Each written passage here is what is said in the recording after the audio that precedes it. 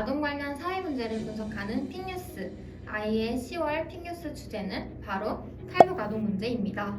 2023년 기준 국내 북한 이탈 주민은 33,800여 명, 이 중 7, 80%는 여성입니다. 하지만 통계에 잡히지 않는 부분도 있습니다.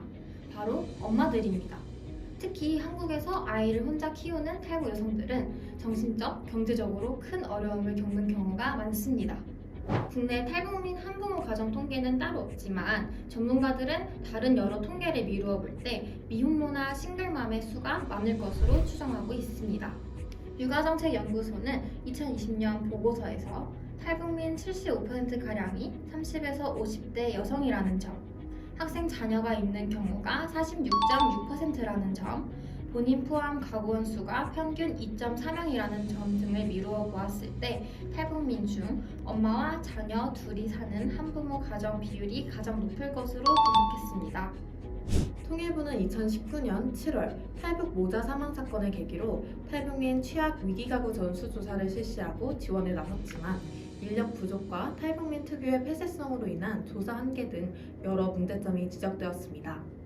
탈북 아동 가정에게는 초기 정착 지원뿐만 아니라 지자체와 연계해 취약 위기가구를 중심으로 지속적인 위기관리가 필요합니다.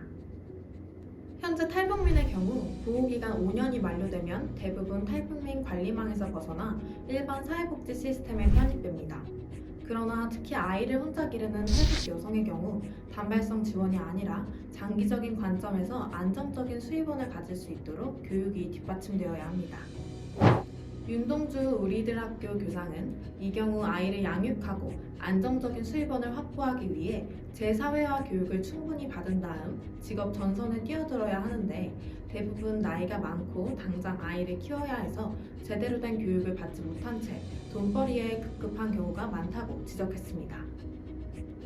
탈북 가정과 아동들을 위한 다양한 사업이 실시되어 한국 사회에 적응이 어려운 탈북 여성 및 아동들이 사회의 일원으로서 잘 적응하고 미래 인재로 성장할 수 있도록 적극적인 지원이 필요합니다.